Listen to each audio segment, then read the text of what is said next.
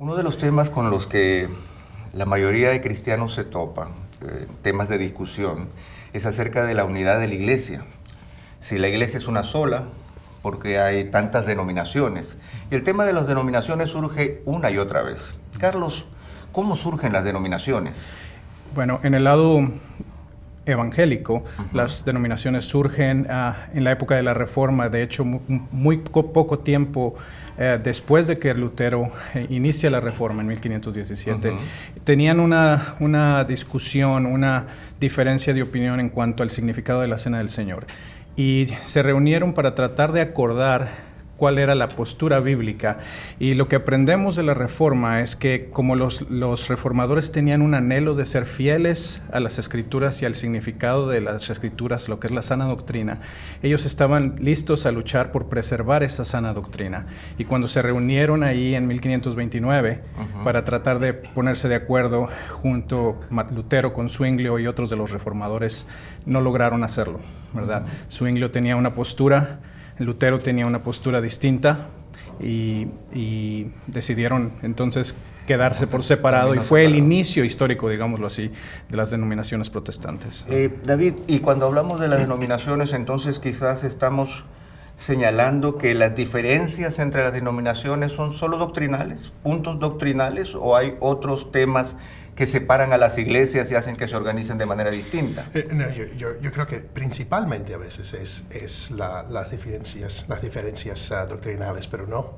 Yo creo que han habido divisiones o separaciones simplemente por estilo de adoración, por la manera que se hace la política en la iglesia, y la manera que la organización, el gobierno de la iglesia, cómo se estructura. Muchas veces esos asuntos son más calientes, podemos decir, que doctrinales, pero eso ha motivado muchas denominaciones y subdominaciones dentro de denominaciones grandes. Y esto me hace pensar, las denominaciones en sí, Carlos, tendrían que ver entonces si son razones doctrinales y son razones de organización o de política. ¿Las denominaciones en sí nos hacen más fuertes como cristianos o nos hacen menos fuertes? En un sentido pueden hacernos más fuertes, ¿verdad? Pueden ayudarnos a definir cada vez más claramente lo que creemos.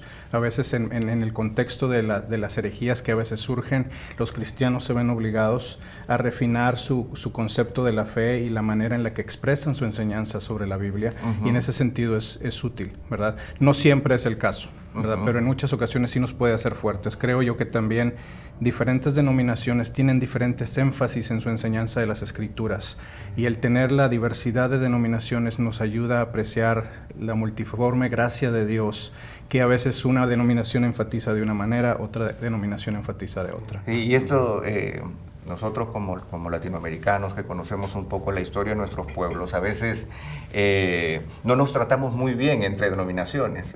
¿Cuál es nuestro consejo ante esta variedad de énfasis, variedad de puntos doctrinales? ¿Cómo es que nosotros, David, tenemos que tratarnos entre nosotros en medio de las denominaciones? Bueno, yo creo que ahí es donde tenemos que regresar a las exhortaciones del apóstol Pablo. No solamente estaba hablando él acerca de diversidad de dones, pero también diversidad de operaciones y administraciones.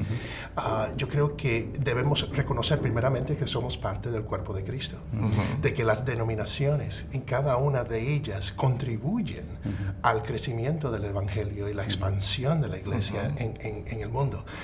En el primer siglo eran por credos, y esta es la única manera que se podían identificar. Ahora tenemos las denominaciones, y yo creo que si lo manejamos de una manera saludable, y eso quiere decir manteniendo el vínculo de amor entre los hermanos, reconociendo que hay doctrinas que son fundamentales y no podemos negociar esas doctrinas.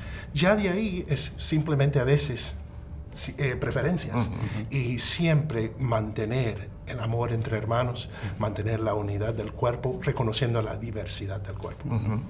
Sí, por favor. Añadiendo a eso, ¿verdad? El apóstol Pablo nos enseña que estamos buscando llegar a la unidad de la fe, a la medida del varón perfecto, y ninguna denominación lo ha alcanzado. Por eso es que hay diversidad y distinción. Pero el hecho de que tengamos conciencia de que ninguno de nosotros ha alcanzado la medida de la fe perfecta, nos debe de llevar a la humildad, a la gracia, al amor, al tratarnos unos a otros para poder respetar las diferencias y buscar crecer y llegar cada vez más hacia esa unidad, ¿verdad? ¿Y es posible trabajar entre denominaciones en temas comunes a pesar de esas diferencias? Yo creo que sí.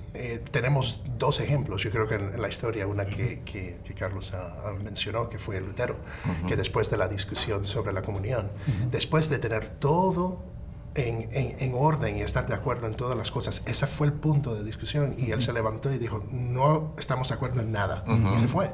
Entonces, yo creo que ahí es donde tenemos que tener cuidado, que hay áreas, por ejemplo, las doctrinas fundamentales, donde podemos trabajar juntos.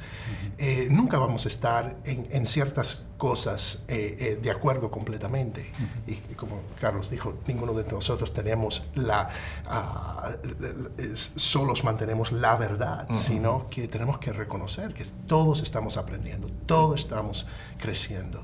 Y por medio de ese entendimiento, poder trabajar en esas cosas donde sí tenemos áreas comunes y poder obrar juntos. Y yo creo que también en los tiempos políticos y sociales que estamos viviendo, en nuestros países hay muchos temas que se están discutiendo en este momento, como el tema del aborto, el tema de los matrimonios gay, que generan la necesidad de que nosotros nos unamos y no solamente emprendamos como carreras en solitario, sino que busquemos una cierta unidad entre nosotros. Así es.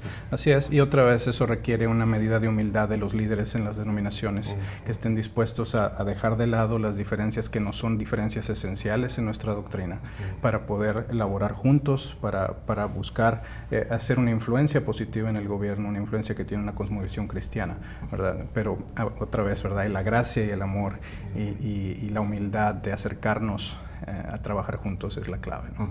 Lo cierto también, y creo que adelantándonos un poco al tema de las denominaciones, que son más bien un movimiento que es ya lejano al siglo XXI. Ya no vemos grandes denominaciones surgir, sino que vemos grandes iglesias surgir y grandes grupos de iglesias surgir. ¿Por qué hay esa diferencia ahora? ¿Por qué vemos un decaimiento del crecimiento de las denominaciones, pero sí un nacimiento de iglesias en solitario que están empezando a resurgir? David. Yo creo que uno de los asuntos, no es todo, pero uno de los asuntos es simplemente que estamos viviendo en un siglo que es pluralista y relativista. Entonces, tener ciertas normas absolutas es algo que muchas veces esta generación rechaza. Entonces lo que forman son, porque no le gusta la política, no le gusta la manera que están haciendo las cosas, o la estructura que ha estado por 100 años, esa es la manera. Entonces lo rechazan, independizándose y quedándose. Pequeños reinos, exacto. Pero hay un gran peligro con eso también, porque muestra que están abiertos y pueden ir en cualquier dirección y pueden desarrollarse en una manera donde no hay esas normas que ya han sido probadas por los siglos, que ya hemos tenido las denominaciones principales por los últimos 500 años y se han probado contra grandes pruebas. Entonces, tener un balance en ese caso. Entonces yo creo que nosotros podríamos resumir en que las denominaciones como tal son diferentes expresiones del cristianismo, ¿no es cierto? Con diferentes énfasis y maneras de gobernarse y maneras de actuar, pero que debemos buscar el fundamento común, que siempre es el Evangelio, y la fidelidad a la palabra de Dios en los aspectos esenciales de la Escritura, y que aún en este resurgir de nuevas iglesias, que son muy poderosas como reinos solitarios, la rendición de cuentas y el volver a reconocer que nos necesitamos unos a otros para poder juzgarnos mutuamente, para poder reconocer el valor mutuo es aquello necesario, pero por sobre todas las cosas reconocer el respeto que debemos tenernos unos con otros. Así es.